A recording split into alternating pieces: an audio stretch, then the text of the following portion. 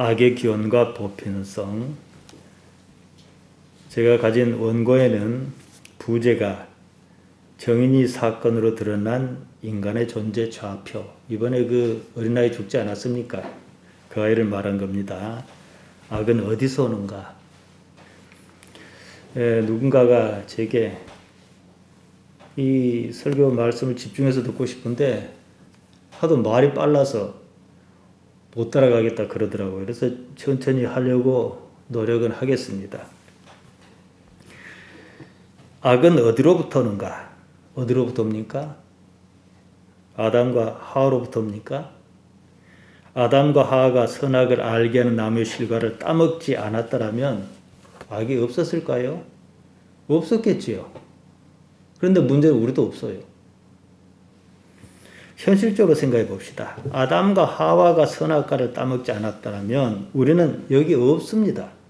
아담과 하와가 선악과를 따먹는 행위를 했기 때문에 출산이 있었고 지금 우리가 있습니다. 지금 우리가 이 자리에 있다는 사실은 이건 사실입니다. 아담과 하와가 뭘 따먹었는지 안 따먹었는지는 제가 본 적이 없어요. 그렇다 그러니까 그런가 보다 하는 거예요. 여러 가지 정황으로 그러겠거니 하는 거. 그러나 내가 여기 있다는 것은 아무도 부인 못해요. 사실입니다. 그러니까 이 얘기를 거꾸로 추론할 수가 있는데 내가 지금 여기 있다는 것은 아담과 하와가 반드시 선악과를 따먹었어야 했다는 말이에요. 그런데 그들을 어떻게 정죄해요? 아담과 하와가 아무튼 선악과를 따먹었습니다. 그러자 하나님께서 어쩌고 저쩌고 하신 것이 아니에요. 하나님께서는요, 시공간을 초월하여 계시는 분이십니다. 선악과 사건이나 가인이 아벨을 죽이는 사건이나 예수님께서 십자가를 지시는 사건이나 지금 우리가 여기서 예배하고 문목사가 전하는 설교 말씀을 듣는 일이나 모두가 동시적이며 하나님께는 동일한 시공간에서 일어나는 일이다. 이 말씀입니다. 흔히들 악의 기원하면 아담과 하와라고 생각합니다. 그리고 그 점을 예수님께 몽땅 떠넘김으로 해결하겠다 합니다. 과거에는 이런 논리가 통했습니다. 그러다가 간간히 나는 죄인입니다 하면서 회개 운동이란 것을 하면서 상황을 넘겼습니다. 운동은요, 이벤트입니다. 좋든 그든 말이에요. 지금은 이런 것도 없어요. 몇 번 해보니까 효과가 잘 안 나타나는 거예요. 그때뿐입니다. 그래서 안 합니다. 도로 있으면, 얼마 있으면 도로 똑같은 상황이거든요. 천주교에는요, 고해성사라는 의식이 있습니다. 한 번씩 이 가림막이 있는 방에 들어가고 저쪽 건너편은 신부님이 있고 이제 이렇게 막아서 몰라요. 이쪽에는 일반 성도가 있어요. 그리고 이제 자기가 마음에 걸리는 거 잘못한 것을 고백을 합니다. 그러니까 고해성사는 일단 나 말고 뭐 신부가 고해성사를 듣고 어디다 뭐 발설하거나 그러진 않지요. 그랬더라도 일단 나 말고 아는 사람이 한 사람이 더 있어요. 내 입으로 시인함으로 나 스스로 내 입 밖으로 발설함으로 그 과정에서 한번 정화가 이루어집니다. 개신교는 이런 것도 없어요. 나와 하나님만 아는 일이에요.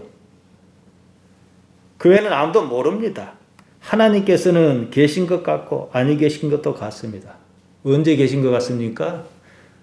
은혜 받으면 계신 것 같아요. 은혜 안 받으면 안 계신 것 같아요. 결국은 나 혼자만 아는 일이에요. 그러다 보니 자기 마음대로 합니다. 여기에 익숙하다 보면 나중에는 현실을 외면하기에 이릅니다. 다 먹고 살자고 그런 것 아니냐 그럽니다. 회개고 무엇이고 통하지 않습니다. 이것이 악의 토양입니다.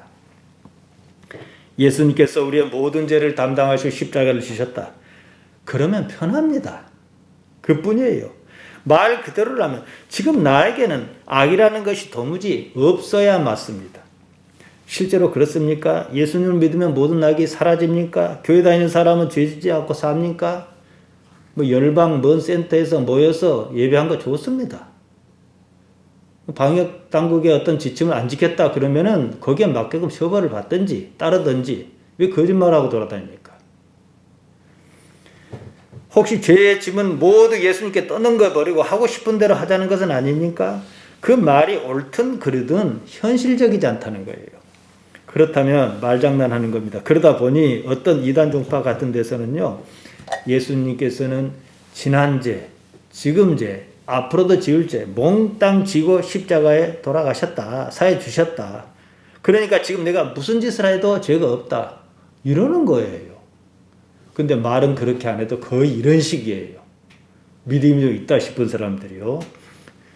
떡 줄 사람은 꿈도 안 꾸는데 자기 마음대로 사해 주셨다는 거예요. 예수님께서 언제 너 사해 주셨다 한 적 없는데 말이에요.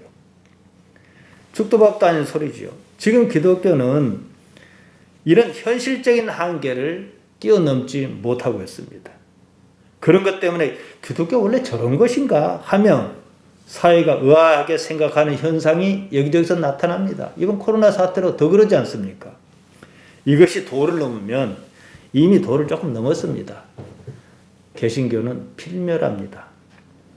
지금 교회를 보세요. 한마디로 난장판 아닙니까? 하고 싶은 대로 다 해버리고 자기 원하는 대로 다 해버리고 자기식으로 예수님 믿는다고 하지 않습니까? 인간은 선한가 악한가 이렇게 물으면 대부분이 뭐라 답합니까? 선합니까? 악하다 그래요. 악한 구석이 요만큼이라도 있으니까요. 선은요 순수합니다. 도무지 악한 데가 있을 자리가 없습니다.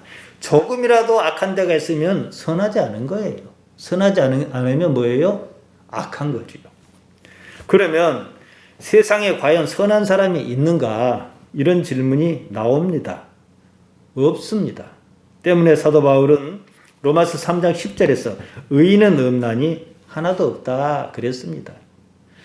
바울이 한 말은 사실 서론적 단정이라고 그럽니다.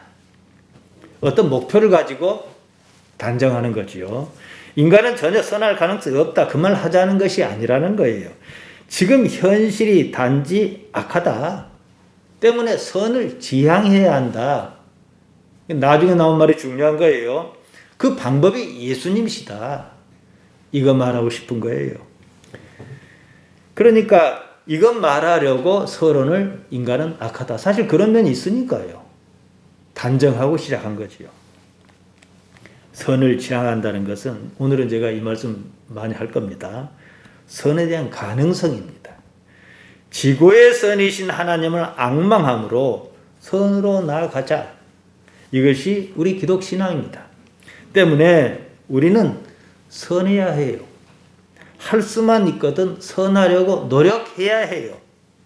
선하려고 하는 그것을 가지고 하나님께 나아가는 것이고 하나님께서도 내가 선하려고 하는 그것을 쳐주시는 거예요. 미리 땡겨서 갑을 시켜 갑을 한 거죠. 이것이 인간의 본질이며 인생에 있는 이유입니다. 어느 경우든요. 모질고 악하면 하나님의 자녀가 아닙니다. 교회에 이런 사람이 간혹 있어요. 그조차도 자기의 그런 것조차도 예수님께 떠넘깁니다. 마치 자기가 예수님을 독점하고 있는 것처럼 행사합니다. 누가 악인인가? 악한 사람이 악인이 아니고요. 선을 향한 노력을 하지 않은 인간이 악한 겁니다. 왜 예수님께서는 죄인과 어울리며 식사하셨겠습니까? 그들은 내가 죄인이라는 사실을 알아요. 그렇기 때문에 우리는 예수님이 필요한 분이십니다 라고 나와요. 그러나 스스로 의롭다는 사람들은 안 나와요. 그러니까 그들이 악한 거예요. 왜냐? 그들에게는 악을 벗을 기회가 없습니다. 희망이 없습니다. 구원이 없어요. 악과 죄는요, 같이 갑니다. 이 때문에 세상에 선이 없다며 악하다며 좌절하는 사람이 있습니다. 인간이 선할 것이다. 선해야 한다는 기대감이 꺾인 때문입니다. 흔히 하는 말이 하나님께서 계신다면 어째서 세상이 이처럼 악하냐 그럽니다. 혹시 하나님께서는 안 계시는 것은 아니냐 그럽니다. 인간에 대하여 일말의 기대를 품었기 때문에 사실 좌절하는 겁니다. 선을 지향하거나 악을 지향하거나 사실은 선택의 문제입니다. 무엇이 또 선을 또 악을 선택하게 하는가 이것이죠. 무엇일 것 같습니까? 탐욕입니다. 아담과 하와 사건도 이 문제입니다. 필요 이상의 것을 탐하여 생긴 질병입니다. 동산 중앙에 있는 실과의 의미는 욕망입니다. 창세기 3장 6절은 이렇게 말합니다. 여자가 그 나무를 본즉 먹음직도 하고 보암직도 하고 지혜롭게 할 만큼 탐스럽게도 한 나무인지라. 여자가 그 실과를 따먹고 자기와 함께한 남편에게도 주매 그도 먹은지라. 안 먹어도 사는 겁니다, 사실은. 물론 욕망 자체가 나쁜 건 아니에요. 뱀이 여자를 꼬드겼습니다. 욕망을 자극했습니다. 욕망이 일단 자극을 받고 보니까 그냥 지나치던 것이 보암직도 하고 지혜롭게 할 만큼 탐스럽기도 하고 욕망이 올라오는 거지요. 잠자던 욕망이 깨어났습니다. 욕망은요, 동력입니다. 욕망이 없으면 인간은 아무것도 하지 않습니다. 삶을 살 이유도 없어집니다. 인생은 하고 싶은 무엇이 있어야 해요. 얼마간 시간이 지나면은 낡아서 고장나던 냉장고도 바꾸고 싶어야 일할 것이고, 밭에 가도 열심히 일하는 것도 뭔가 얻을 게 있어야 일하려고 하지 않겠습니까? 그것이 인간 사회를 발전시킵니다. 동물 사회는요, 그래서 발전이 없어요. 상상과 욕망의 문제입니다. 기독교는 대체로 그 때문에 욕망이 나쁘다 이렇게 생각했어요. 이렇게 보고 시작하는 게 부정신비주의입니다. 기독교 대부분은 세례 요한으로부터 출발한 부정신비주의가 대다수를 차지합니다. 사실 기독교를 이끌어온 힘은 긍정신비주의입니다. 긍정이든 부정이든 목표는 동일합니다. 여기에 대해서는 제가 서울 집회에서 다룬 적이 있었는데요. 이따 잠깐 말씀드리겠습니다. 우리가 흔히 말해서 인간의 품성에 따라 뭐 성선설이니 성악설이니 그러지 않습니까? 인간은 본디 선한가 악한가 이건데요. 인간이 본디 선한데 살다 보니까 악해졌다. 성선설이에요. 그러니까 이걸 어떻게든 고쳐보자. 그게 뭔 말이냐. 본래부터 악했기 때문에 지금 악한 것이다. 그래서 잘 가르쳐갖고 선하게 만들어야 한다. 이게 성악설이에요. 사실은 같은 말입니다. 뭐가 같습니까? 지금 악하다는 게 같은 말이에요. 관점의 차이입니다. 목표는 똑같습니다. 공통적으로 지금 인간이 악하다는 건데요. 그러니까 선하게 만들어야 한다. 이거지. 안 그러면 뭔 설을 낼 필요가 없어요. 이것이 현실입니다. 우리 신앙은 기본적으로 하나님께서 이 세상을 통치하신다는 사실에 입각합니다. 하나님의 나라가 이 말입니다. 그렇다면 하나님을 기대해야 합니다. 앞서 말씀드린 대로 하나님의 성품인 선을 지향해야 한다는 것이죠. 당장 내 눈에 세상이 악하게 보인다 할지라도 그것은 나중 문제입니다. 내가 판단한 일 아닙니다. 뒤집어서 보면 세상이 악하기 때문에 나는 오히려 선해야 하는 거예요.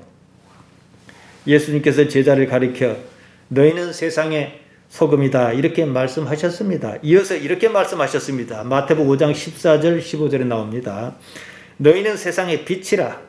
산 위에 있는 동네가 숨기지 못할 것이요 사람이 등불을 켜서 말 아래 두지 아니하고 등경 위에 두나니 이러므로 집안 모든 사람에게 비치느니라. 등불이 할 일은 빛을 밝히는 일입니다. 등불이 스스로 등경에 올라가는 일을 하지 않습니다. 등불의 주인이 밝은 것을 보고 이걸 저기다 얹어놓으면 온 방이 환하겠다 해서 그렇게 한다는 거예요. 흔히들 착각합니다. 이명박 씨가 왜 이명박 전 대통령이 안 하고 이명박 씨라고 했냐면은 형사 범죄로 형을 확정했기 때문에 전 대통령의 직함이 붙지 않습니다.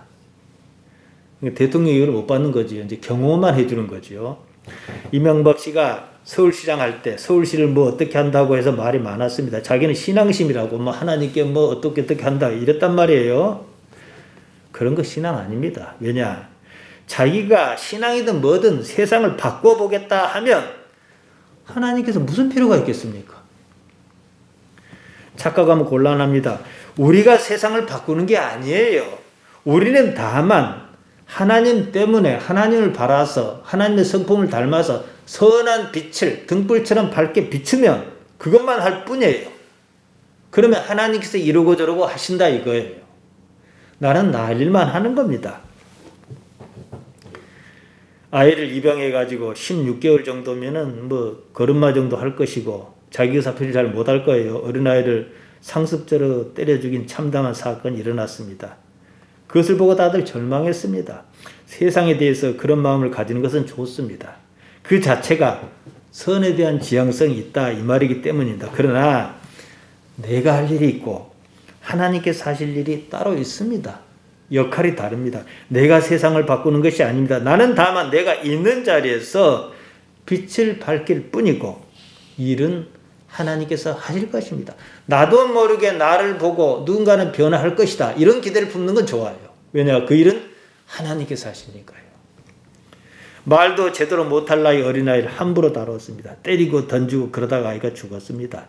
이런 일이 사실 뭐 어디 한두 번입니까? 어린이집에서는 무슨 일이 벌어집니까? 기르던 개를 차에 매달아 끌고 다니다가 죽였습니다. 똑같은 거예요. 이런 것은 사람이냐 개냐 이 문제가 아닙니다. 선을 지향하는 마음이 있느냐 이겁니다. 상식적으로 생각해 보십시오. 선한 사람은요 그런 짓 안 합니다. 슬퍼할 일에 함께 슬퍼하고 아파할 일에 함께 아파합니다. 자식이 죽어 그 일을 세상에 알리고 세상의 정의를 요구하기 위해서 광화문 광장에서 농성하며 단식하는데 바로 그 앞에서 피자며 튀긴 닭이며 잔뜩 시켜다 놓고 먹는 인간이 인간입니까? 아닙니다. 제가 그냥 억하게 비난하는 말이 아니고 사실을 말씀드린 거예요. 왜냐? 무자비하기 때문이에요. 왜 선한 사마리아인이라 했겠습니까? 그들에게는 희망이 없습니다. 왜냐? 선에 대한 지향성 자체가 없어요. 세상이 이렇습니다.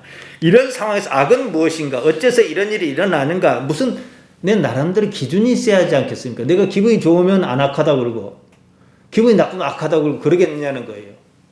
오늘 그거 말씀드리겠습니다. 약육강식의 세계가 있지 않습니까? 아프리카 초원입니다. 사자가 막 쫓아가서 어린 사슴을 낚아채서 목을 물어 죽이고 잡아먹습니다. 사슴을 잡아먹은 사자가 악한가? 물어보면 악하지 않다고 그래요.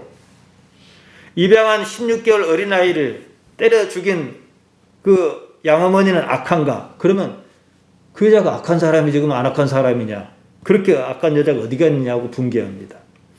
생각해 보세요. 사자가 자기보다 힘이 약한 사슴을 하나 물어서 죽인 거나 힘센 사람이 약한 사람 때려 죽인 거나 뭔 차이가 있어요? 근데 왜 한쪽은 안 악하고 한쪽은 악합니까? 이거 기준을 알고 계셔야 해요.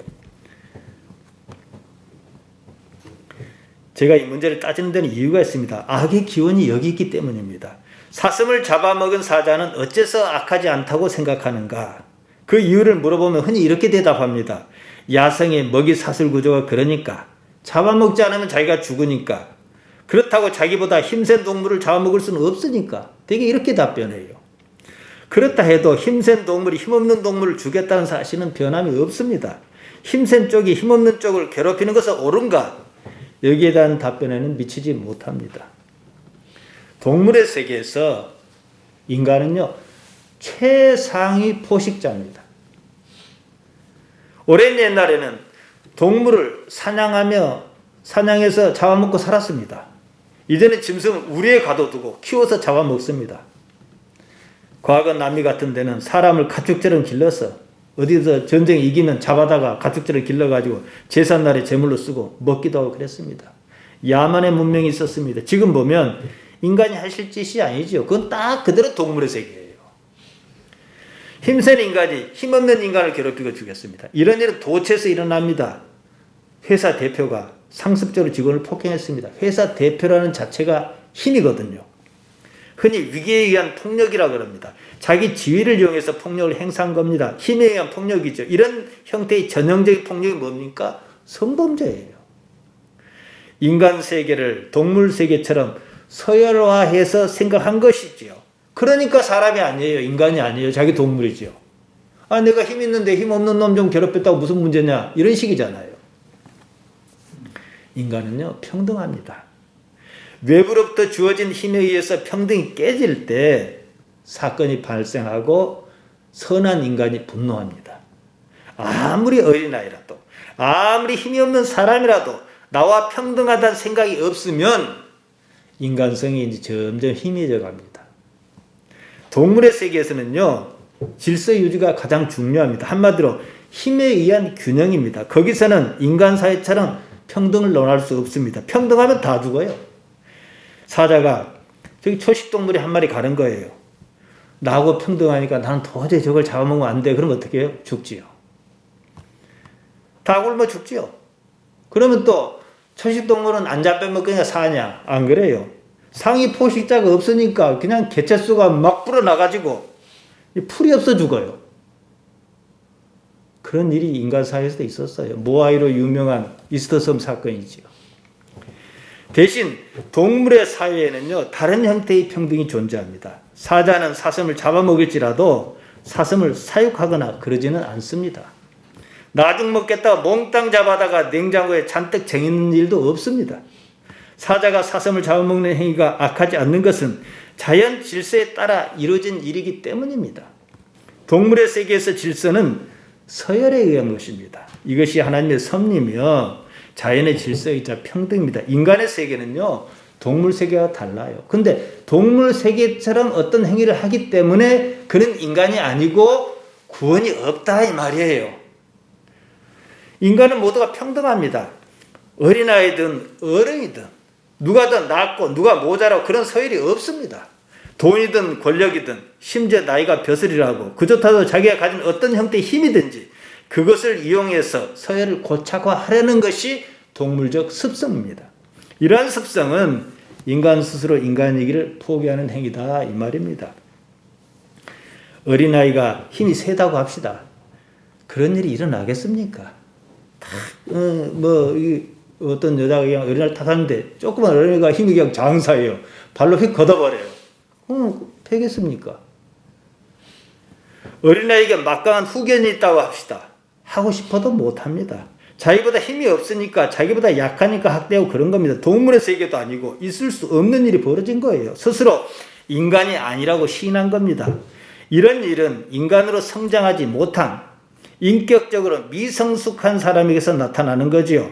쉬운 말로 못났기 때문에 그런 짓을 하는 겁니다. 잘났으면 그런 짓 하지 않습니다. 공자님 같은 사람이 어린아이 패고 그러겠습니까? 생각해 보십시오. 아이가 자기보다 못하다 싶으니까 그 앞에서 그런 식으로 잘난 척하고 화풀이 하는 거예요. 인간은 자연의 질서를 습관적으로 거부합니다. 거부하는 것이 이익이기 때문입니다. 그 때문에 법을 만들었어요. 법을 만들어 놓고도 힘이 센 사람은 법을 잘 지키지 않습니다. 돈 있으면 풀려나고 돈 없으면 갇히고 초법적 행위를 서슴지 않습니다. 자기가 그럴 수 있다는 것조차도 힘으로 생각해요. 이러면 인간 얘기를 포기한 것이다 이 말씀입니다. 제가 이처럼 불편한 얘기를 길게 꺼낸 이유가 있습니다. 영원한 세계며 하나님을 앙망한 일이며 이런 것은 인간만이 할 수 있어요. 길고양이가 주일이니까 예배하겠다고 교회 오지는 않거든요. 교회 오는 것이 뭐 돈이 생깁니까? 뭐가 생깁니까? 그런데 찾아요, 사람은요. 하나님께서 인간에게 주신 특권입니다. 인간에게를 포기하는 행위는 그런 거 다 필요 없다 이 말이에요. 영원이고 구원이고 의미가 없어요. 그래 주구나 저래 주구나. 마찬가지라는 거죠. 생명체로서 인간의 존재 좌표는 매우 특이합니다. 포지션이 사실 없어요. 인간은 동물도 아니고 신도 아닙니다. 달리 말하면 조금 특별한 동물로 태어나 신으로 승화하는 존재예요. 그 과정이 인간이에요. 그러니까 어떤 인간은 뭐냐, 하나님께로 나아가지 못하고 패꼬꾸라지는 거예요. 이거 뭐 지옥이라 표현할 수도 있고 뭐라 말해도 뭐 상관없어요. 어떤 인간은 성자라지요. 성인의 길로 들어서는 거지요. 하나님께로 나아가는 거죠. 시편 기자는 인간의 존재 좌표를 이리 인식했습니다. 시편 8편 4절과 5절에 나옵니다. 사람이 무엇이 간데 주께서 저를 생각하시며 인자가 무엇이 간데 주께서 저를 권고하시나이까. 저를 천사보다 조금 못하게 하시고 영화와 존귀로 관을 씌우셨나이다. 육체 사르크스입니다. 사르크스는 살덩이에요. 이것만 놓고 보면 인간은 동물과 다를 것이 없어요. 그런데 어디가 조금 이상합니다. 동물은 동물인데 동물이 아니에요. 뭐가 있는 거예요. 동물 수준을 뛰어넘어 천사와 거의 동등한 존재라는 겁니다. 장차 천사보다 더 나은 존재로 나아가는 한시적 존재. 이게 바로 인간의 위치, 포지션입니다. 우리에게 잠깐 주어진 한시적 기간이 뭐냐? 인생입니다. 이 기회에 어떤 이는 동물로 삶을 마치고 어떤 이는 승화해서 영원한 삶, 신의 영역이 듭니다. 이게 영생이에요. 하나님에 의한 구원이란 예수를 믿어 구원받는다는 말은 이런 의미입니다. 히브리서 기자가 이 상황을 제대로 설명했습니다. 히브리서 2장 6절에서 7절에 이렇게 나옵니다. 사람이 무엇이간데 주께서 저를 생각하시며 인자가 무엇이간데 주께서 저를 권고하시나이까. 저를 잠깐 동안 천사보다 못하게 하시며 영광과 존귀로 관을 씌우시며. 어디 나옵니까? 바로 앞에 읽었던 시편 8편 4절 5절 내용이 같아요. 그걸 조금 더 진보시켰죠. 중보판이죠. 그러니까 동물도 아니고 신도 아닌 인간, 이처럼 특수한 존재 좌표 때문에 선과 악이 있는 거예요. 동물에게는 선과 악이 없어요. 어린 생명에게 폭력을 행사해서 죽게 만든 인간은 악합니다. 반면 어린 사슴을 잡아먹은 사자는 악하다 그러지 않습니다. 인간은 동물과 달라야 합니다. 생긴 것은 인간인데 짐승짓을 했기 때문에 악하다는 거예요. 짐승이 짐승짓을 하면 악하다 그러지 않습니다. 자연의 이치인데 어떻게 할 거냐 이렇게 생각해요. 동물에게는요, 선과 악의 개념이 없습니다. 배가 고프면 자기보다 약한 짐승을 잡아먹고 배가 부르면 상관하지 않습니다. 인간은 배가 고프지 않아도 남을 못 잡아먹어서 안달합니다. 돈이 충분히 있어도 마땅한 예배당을 법적으로 어쩌고 저쩌고 왜 이전 안 했냐 그러면서 내놓으라고 하지 않습니까? 동물은 안 그래요. 자기 배부르면 옆에서 뭐가 왔다 갔다 해도 자기만 해치지 않으면 내버려 둬요. 충분히 있어도 그 이상의 것을 추구합니다. 10년을 살는지 20년을 살는지도 모르면서 아마 그때 오면 죽어 있을 수도 있잖아요. 그래도 나의 요만한 이익, 이거 먹을지 안 먹을지도 몰라요. 그래도 이것을 위해서 남을 해롭게 해요. 악하지요. 그러니까 악하다 이 말은 하나님의 창조 섭리에서 보면 인간 구실을 못한다 이 말하고 똑같은 거예요. 인간은 동물과 다른 데가 있습니다. 하나님은 압니다. 제가 지난 시간에 요한복음 17장 3절을 인용해서 말씀드렸습니다. 영생은 뭐냐? 하나님 아는 거예요. 영생, 영원한 삶은 곧 유일하신 참 하나님과 그의 보내신 자 예수 그리스도를 아는 것입니다. 예수님을 아는 것은, 예수님은 왜 나옵니까? 하나님을 구체화시켜요. 그러니까 이 말은 딱 요약해서 말하면은 영원한 삶은 뭐냐? 하나님을 아는 거예요. 안다란 말 기노스코입니다. 그냥 배워서 학습해서 지식으로 아는 것 아닙니다. 변치 않을 깨달음에 가깝습니다. 관계를 지속적으로 유지하는 데서 자연스럽게 사실로 깨닫는 그런 겁니다. 부부가 오랜 세월 함께 살았습니다. 함께 살았기 때문에 서로가 서로를 압니다. 거기는 말이 필요가 없어요. 그런 암입니다. 그 때문에 성경에서는요, 기노스코라는 말을 부부관계로 나타내는 말로, 성관계로 나타나는 말로 썼습니다. 천사가 처녀 마리아에게 나타났습니다. 임신할 것이라 그랬습니다. 이때 마리아가 말합니다. 누가복음 1장 34절입니다. 나는 사내를 알지 못하니 어찌 이런 일이 있으리까? 알지 못하니 알다 기노스코입니다. 사내와 관계도 없는데 어떻게 애를 가집니까? 이 말입니다. 히브리어도 용법이 똑같습니다. 창세기 4장 1절입니다. 아담이 그 안에 하와와 동침함에 하와가 잉태하여 가인을 낳고 이랬습니다. 동침함에 야다입니다. 똑같습니다. 기노스코입니다.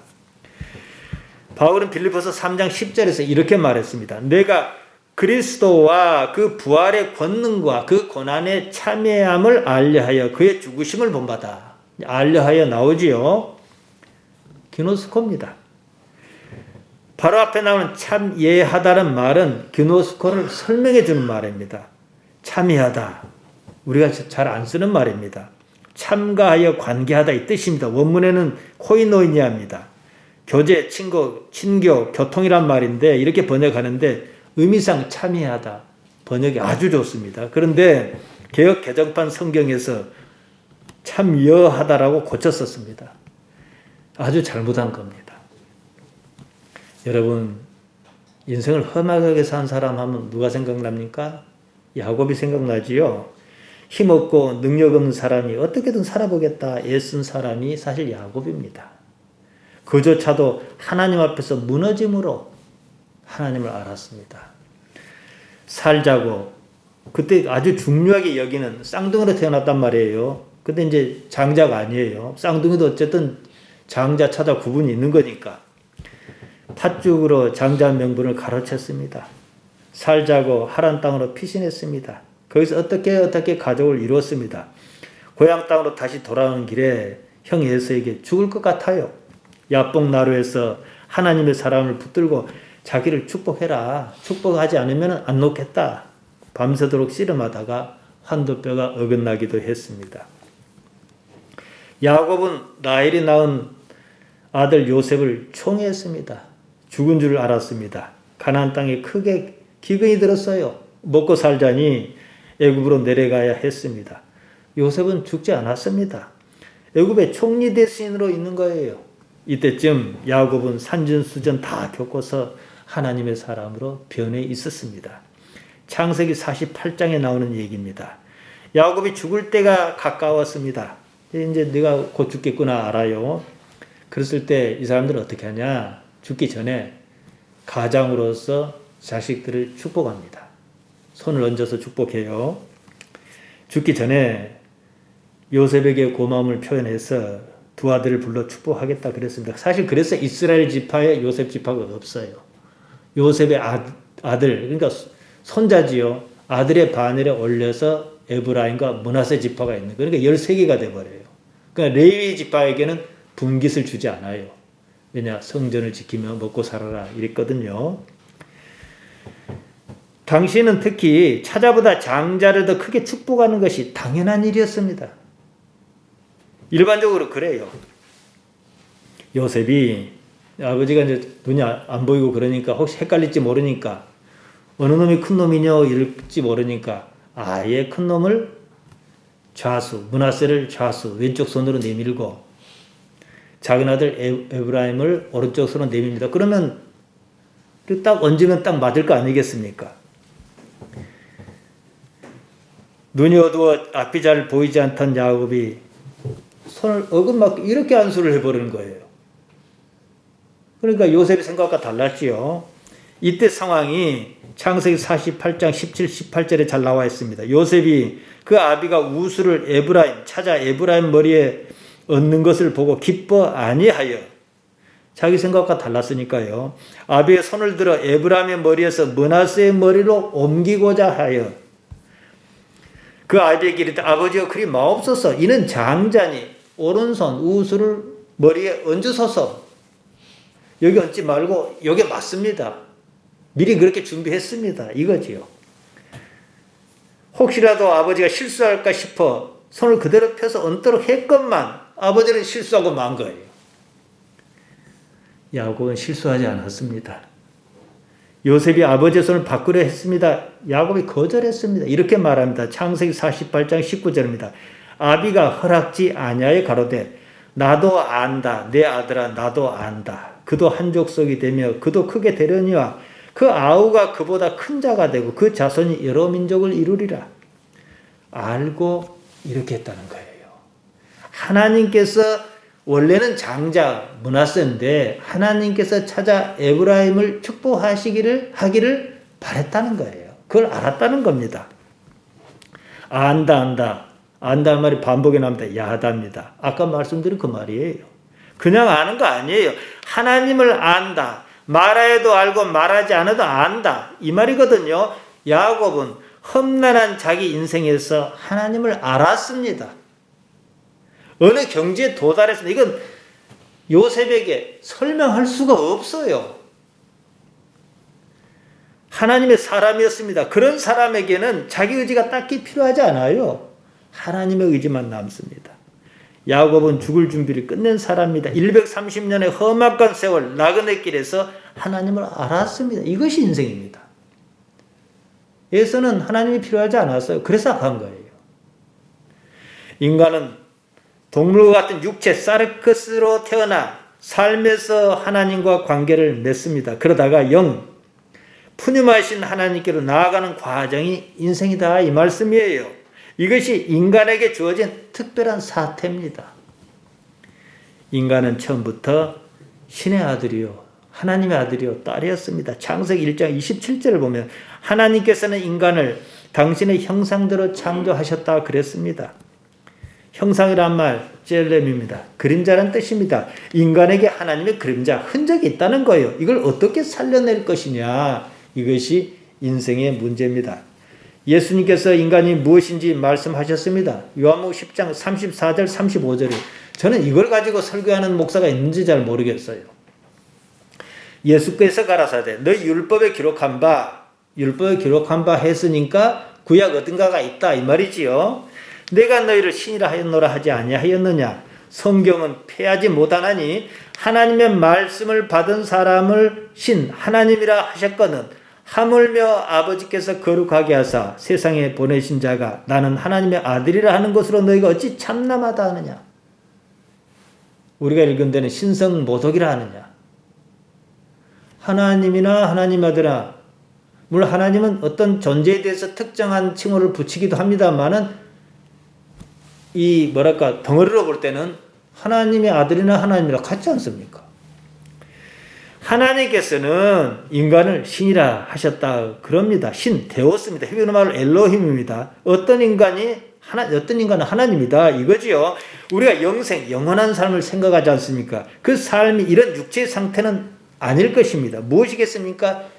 푸니마의 상태겠지요.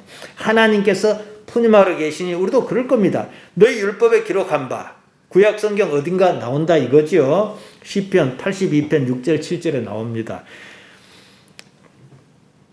예수께서 가라사대 너희 율법에 기록한 내가 너희를 신하였다. 성경은 패하지 못한다. 이게 바로 시편 82편 6절 7절에 나와요. 신 엘로힘입니다. 하나님과 같은 단어입니다. 창세기 22장에 보면 아브라함의 아들 이삭을 번제로 바치겠다고 모리아 땅으로 사흘 길을 갑니다. 하나님께서 그렇게 말씀하셨다는 거예요. 그것이 하나님의 말씀이라는 사실은 하나님 말고 자신만 압니다. 그런데 이것은 아무도 이해를 못해요. 이해시킬 수도 없어요. 왜냐? 이건 인생을 걸고 아는 내용이기 때문입니다. 평생을 하나님과 부대껴온 삶이 그것을 알겠습니다. 이해 못해도 상관없습니다. 이해할 수 없어도 하나님께서 그것을 원하신다는 사실은 압니다. 이처럼 하나님을 아는 것, 그노시스는요, 그냥 단순한 지식이 아닙니다. 삶을 통해서 이루어지는 알미입니다. 이해를 초월한 불가항력적 알미입니다. 그래서 결국에 나는 사라지고 하나님만 남는 초월의식의 세계를 만납니다. 신의 경지에 드는 거예요. 앞서 야곱이 에브라임과 므낫세를 이렇게 축복하는 사건을 말씀드렸습니다. 그것이 야곱의 의지겠습니까? 하나님의 의지겠죠. 왜 그런지는 몰라요. 몰라도 상관없어요. 하지만 하나님께서 그걸 원하시니까 나도 그렇게 하는 거예요. 그걸 좋아하는 겁니다. 인간으로 태어나 하나님을 알고 또 그래서 하나님의 영역에 이르는 것, 이것이 인생입니다. 하지만 어떤 이는 인간으로 태어나 동물로 전락하고 맙니다. 선과 악의 문제는 결국 이 문제입니다. 제가 앞서 말씀드린 대로 아프리카 초원의 동물에게는 선과 악이 따로 없습니다. 인간에게만 있는 개념입니다. 악은 무엇으로부터 오는가? 악은 인간 세계 편만에 있습니다. 악의 보편성이라 하겠습니다. 제가 2019년 5월 26일에 말씀드린 적이 있습니다. 카를 루돌프 아이만은 히틀러가 유대인을 학살할 때 유대인을 수용소로 실어 나르는 책임자였습니다. 재판정에선 아이만은 마귀 모습이 아니었습니다. 착하게 생겼고 평범해 보였습니다. 철학자 한나 아렌트는 혼란에 빠졌습니다. 악은 참 평범한 환경에서 생기는구나 그랬습니다. 누구나 상황에 따라 그럴 수 있다는 것입니다. 아렌트는 아이만에게는 죄가 없다 결론 내었습니다. 하지만 죄는 물어야겠어요.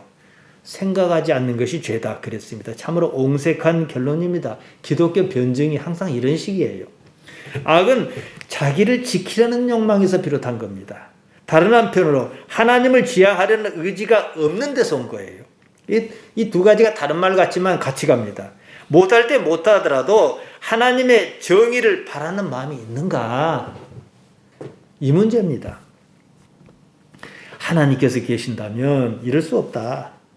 그러기 전에 나는 과연 하나님께서 계신다는 사실에 집중하고 있는가? 여기에 주목해야 합니다. 결과가 내가 바라고 생각하고 바란 바와 다르더라도 문제가 없습니다. 내가 하나님을 이해하는 능력이 부족하고 내가 바라는 바가 어긋났고 내 생각이 틀려도 상관없습니다. 영성의 능력은 어디서 오는가? 순전히 하나님을 앙망하는 데서 옵니다. 하나님을 바라고 열망하는 데서 옵니다. 지금 하나님을 우러르고 바라는가? 이것이 없다면 언제든지 인간에게는 동물의 습성이 나타납니다. 동물이 동물 짓을 할 때는 나쁘다고 말 안 해요. 악하다고 말 안 해요. 인간이 동물 짓을 할 때는 악한 거예요. 말씀드린 대로요. 어린아이를 학대하는 이유는 단순합니다. 어린아이가 자기에게 이익이 없을 것 같기 때문에 그래요. 저 아이가 아주 귀한 아이예요. 잘 돌봐주면 내가 뭐가 생길 것 같아요. 그러면 학대할까요? 저거 때려도 집에 와서 말도 못할 거니까 때리는 거예요. 얼마나 악합니까? 그런 순간 동물의 논리가 작동합니다. 동물은 필요 이상의 것을 탐하지 않습니다. 배부르면 맙니다. 인간은 배가 불러도 더 챙깁니다. 필요하지 않아도 내일을 생각하고 확 보고 보자 그럽니다. 악은 인간이 내일을 상상하는 능력을 가진 대신 생겨난 찌꺼기입니다. 내일이 없어 보세요. 누가 챙기는가? 제가 까르투시오 봉쇄 수도원 얘기를 조금 해드릴까 했는데 다음번에 하기로 하고 오늘은 시간이 없어 못할 것 같아요. 거기서는요. 세상과 단절 이렇게 되게 흔히 표현하는데 뭐 틀린 말은 아닙니다. 단절이 아니고 오직 하나님만 바라는데요. 내일이 없어요. 나에겐 내일이 없어요. 그 부분은 신의 영역. 이게 바로 마태복음 6장 34절이거든요. 예수님께서 이 문제를 말씀하셨습니다.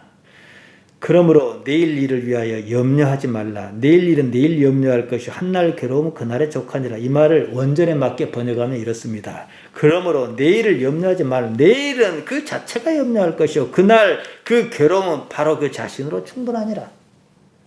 내가 염려할 게 아니다. 이 말. 그건 내일이 하도록 내버려 둬라. 이거거든요. 내일을 상상하는 능력이 염려하게 합니다. 염려가요. 우리가 염려를 가만히 내가 뭐 때문에 염려한가 생각해 보세요. 우리는 끊임없이 염려에 시달리지 않습니까? 내일 때문에 그래요. 내일. 염려가 사람에게 불안을 줍니다. 불안이 탐욕을 가동시킵니다. 탐욕이 악을 불러일으킵니다. 이 문제예요. 사자에게 내일을 상상하는 능력이 있다 그럽시다. 그러면 힘 있을 때 자기도 몸도 어제 다르고 오늘 다르고 내일 다를 텐데 힘 있을 때 몽땅 잡아다가 썩을 것 같으면 말려서라도 놔둘 거 아닙니까? 내일이 없어요. 상상한 능력이. 그러니까 인간의 악은 어디서 옵니까? 거기서 온 거예요. 야고보서 1장 15절이 그 말입니다. 욕심이 잉태한 즉 죄를 낳고 죄가 장성한 즉 사망을 낳느니라. 여러분 인생은요 고통입니다. 어째서 고통인가? 원인을 안다 해도요 의미가 없습니다. 그 때문에 성경은 고통이 무엇 때문이라고 말하지 않습니다.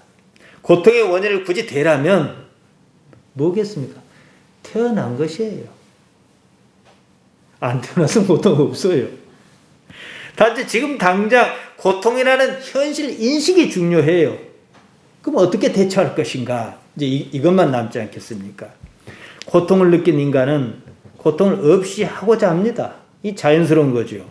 안전의 욕구가 작동합니다. 여기서 인간은 두 부리로 나뉩니다. 한쪽은 그러니까 많이 챙겨야겠다. 교회를 쫓아내고 그 땅까지 다 찾아야겠다. 그러는 인간이 있을 것이고 탐욕은 바로 악의 기원입니다. 인간사에 두루두루 퍼져 있는 보편성입니다. 올바른 방법이 아니에요. 구원도 없고 평안도 없습니다. 다른 한쪽은 우리 집사님들이에요. 이렇게 생각하죠. 고통이 없다면 우리가 영원한 삶을 생각이나 했을까? 하나님을 바라기나 했을까? 이게 바로 깨달음의 관문입니다. 그러니까 고통이 문제가 아니지요. 하나님을 바라고 알려 하는가? 이 문제지요. 호세아는 이스라엘에게 이렇게 호소했습니다. 호세아서 6장 3절입니다. 그러므로 우리가 여호와를 알자. 힘써 여호와를 알자.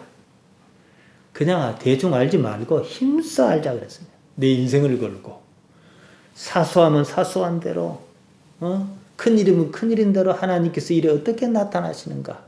나는 지극히 선하신 하나님을 지향하면서 내가 힘이 닿는 데까지 못한다면 어떻겠습니까? 인간인데. 선하고자 하고 애쓰고자 하고 따뜻한 마음을 품고 말이죠. 하나님을 바라는 인간의 삶은 지극히 단순합니다. 지금 내가 사는 이 삶에 하나님께서 어떻게 나타나시며 어떻게 관계하시는가 알고자 합니다. 기노스코하고자 합니다. 사랑하는 성도 여러분, 내게 주어진 이 삶을 탓하지 말고 어떤 모습이든 마찬가지예요. 돈이 아주 많고 걱정 없으면요 마약이에요. 저기 남양유 소녀딸인가 또 감옥에 안 갔습니까? 마약하다가. 예? 이 삶에서 하나님을 알고자 하는가 생각하기 바랍니다. 무슨 일이나 하나님을 생각하고 하시기 바랍니다. 하나님을 바라고 사모하고. 기도가 간단해요. 철이 없을 때 기도는 어떻게 합니까? 기도 제목 쫙 써놓고 1번 하나님 뭐 주옵소서, 2번 우리 새끼 뭐 해주십시오, 3번 우리 새끼 장가 잘 가게 해주십시오, 이렇게 하다 말아요. 근데 지쳐요. 그런 거 필요 없어요. 처음 시작할 때부터 정 할 말이 없어 하나님 아버지 하나님 아버지 하나님 아버지 생각하면서 100번만 해보세요. 내 마음이 어떻게 변하는가. 하나님을 바라는 거예요. 그러면 악한 자라도 자녀에게 좋은 것을 줄 줄 알거든 하물며 하늘 아버지께서 안 그러시겠느냐. 이것 아니겠습니까? 예수님의 이름으로 여러분을 축복합니다. 기도하십시다. 하나님 우리 아버지 부족한 우리들에게 불러주셨습니다. 은혜 주시기 원합니다. 예배 때뿐만 아니라 삶의 모든 환경에서 하나님과 동행하도록 우리를 붙들어 주옵소서. 예수님 이름 받들어 기도하옵나이다. 아멘.